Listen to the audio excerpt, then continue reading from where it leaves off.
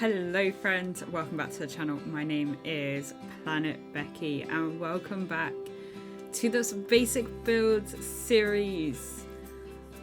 I am so thrilled with how this series is going so far. I'm actually learning so much. And for this build, I wanted to try something different. Like something like I've not done before. I remember creating things like these when the game kind of, maybe not when it first came out, but I did see like some creators create these sorts of things, and they are domes. They're actually like a lot easier to create than what you think. You basically just have to use a grid and then rotate the grid round. Building domes in this game is so cool, and you often see domes in your everyday sort of zoo.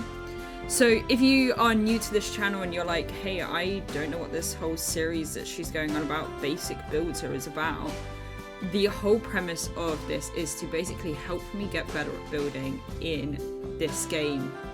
And this enclosure really did push me to really go outside of my boundaries for building. It was actually quite challenging. Like getting this dome to like perfectly line up took me so long. You'll see as I'm building here, I literally had to go around every single bit and make sure that it is lining up perfectly. So yeah, the idea of this series is helping me learn how to build in the game. And we are starting with all the base game animals. And so we are on the Baird's Tapir, which is one of the base game animals, and man, it is honestly one of the cutest animals. The baby versions of this animal is so cute. I think that's really what made me fall in love with this game. I remember back in, I want to say it was like 2020, when I really first started doing like content creating. I did a tweet of a picture of a Baird's Tapir, and I know that the Game Planet Zoo actually retweeted it. And so that's where some of you might have discovered me from, was from that image, because oh my goodness, it was such a cute image. You can go ahead and see it on my Twitter. It's so adorable. Anyway, so I love this animal so much. I just think it's so cute. So I really wanted to do something special for this animal, and I knew I wanted to do something inside. I didn't want to do an outdoor enclosure, even though I could have done, and I could have made it like a little jungle with like a river going through. That was my other idea for this one, but then I like got to building and I was like, no, this is what I want to do, and that was build a dome. And it's been a while since I've built a dome as well. I just think, I mean, it took me a while to get to learn how to build it, but once you know the basics of learning it, so good, like it just makes sure you look way more professional and things like that.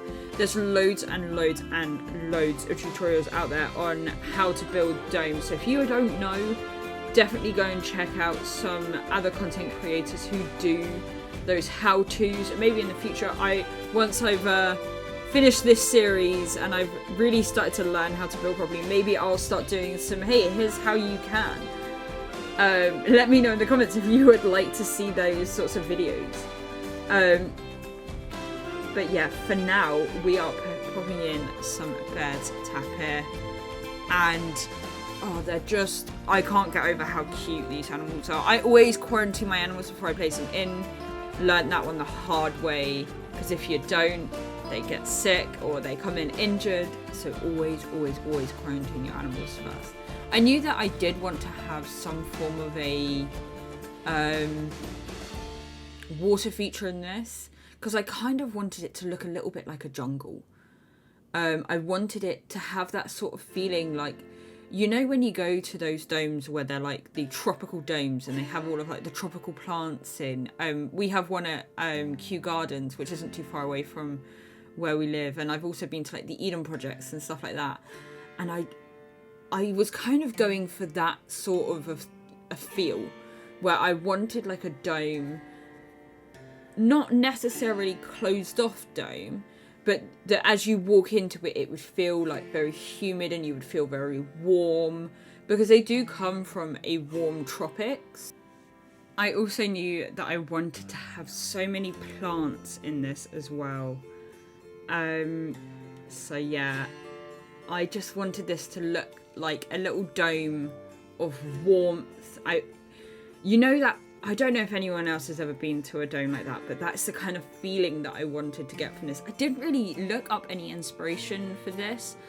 I kind of had an idea in my head of what I wanted to do, and I just kind of ran with it. I was thinking I need like a little enclosure inside where they could sleep, but I actually decided against it in the end. I just don't think it really suited it. I mean, maybe if I was doing this for like a real life functional zoo, I might just build out a little bit, like build a section where, you know, the people can't get to, like, so build a dome but also build like a little sleeping area off to the side of it.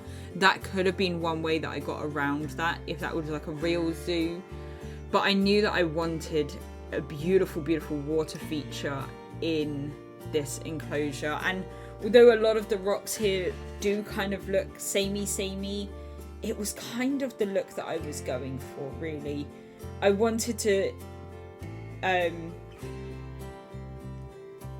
disguise the fact that I'd used a prefab for the water feature, but I also didn't want it to look unnatural, if that makes sense. And I had this really cool idea, and I was really hoping, and I was right. I wanted a tree to poke out of the middle of that hole at the top. I don't know why, I just thought that looked so cool. Because that is the sort of thing that you often see, like trees just poking out and all of those things. So I was like, do you know what? That's really funny, and I really want that. So that is why that's there. But I wanted to include so many plants, and they have like a minimum amount of plants that you can have, but I wanted to try and fill it up as much as possible and get all of that enrichment in. I always now try and put the enrichment in before I put all the plants in. I've learnt my lesson, where if you put too many plants in, you can't actually fit the enrichment in, and then you have to take plants out, which is not ideal. So yeah, there weren't actually that many types of plants in for this sort of animal. I didn't have a humongous selection, which I found quite interesting. Now, I didn't use all of them, but I did use a good amount of the plants, and once again, I just wanted that feeling of we're in a bit of a jungle here, because that is where Baird's tapirs come from. They live in the wetlands in Central America, and when you are watching this video, I will actually be in Guatemala in Central America, and so we are kind of going near a jungle-ish area. I don't know if we will see any of these. If we do, I will let you guys know in the comments after I get back. So when you are watching this video, just know that these are currently replacing my streams because I'm currently on holiday. And yeah, so there is a possibility they are in the place that I'm going, like, naturally. So once again, I wanted to create a custom fence going all the way through this. It probably isn't a tall enough fence. Once again, I grabbed my people to make sure. And actually, it was actually taller than I thought. Once again, I am struggling with the whole, like, trying to work out how big things are and the sizings of things. I am kind of struggling with that a little bit. That is probably the one thing that I am noticing the most out of this whole series. That I'm like, oh, well, this is actually quite difficult. I don't know if anyone else has this sort of an issue. We just don't quite know how big to make things. I mean, obviously it's a video game, so you're thinking, okay, I need to make this as big as possible so I can see it. But actually, in the full run of things, the people and the animals aren't actually very big. And one of the tips that I had when I first started out this series was, you know, place the animals in before you start really decorating and building, because then you're going to see how much space realistically you actually need. So yeah, that is, and honestly that was probably one of the best tips I think I've ever gotten, because I literally wouldn't have thought of that. And one of the things I am noticing is I am building some of them slightly too big or slightly too small. So it's a very interesting thing that you're having to really think about where you're placing things and how people are going to interact with that, because you're also wanting to make these builds semi-realistic at least. So anyway, here is our fun fact for the video about Baird's tapirs. So, the word tapir originates from a Brazilian Indian language that means thick. These animals are called due to their tough hide, like their tough skin. I was like, that's pretty cool. Also, there's a female Baird's tapir named April that has become the national animal of Belize, and moreover her birthday is a national event for this country, and she is nicknamed the Mountain Cow, and you can see her at Belize Zoo, which I think is so cool. There's like a whole animal and they have like a national holiday in Belize because of a Baird's tapir. I love it so much. But this build was so fun. I really, really enjoyed it. I just think the way that it turned out is absolutely incredible. Once again, struggling a little bit with the education. Would like to in the new year, once we come back to this series, once I get back, is work on building some custom education boards. I think that would really just make a massive difference.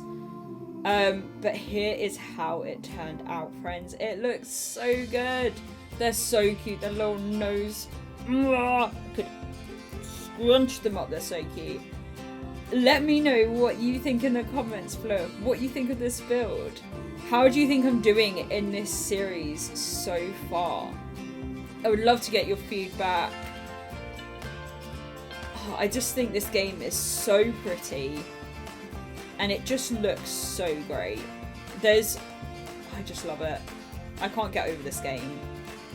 There's so much that you can do in it, and this whole series of learning how to build is actually really teaching me some really hard skills that, like, it's teaching me how to be, like, really, really precise with things, and it's teaching me that, like, there's a lot that you can put into this game.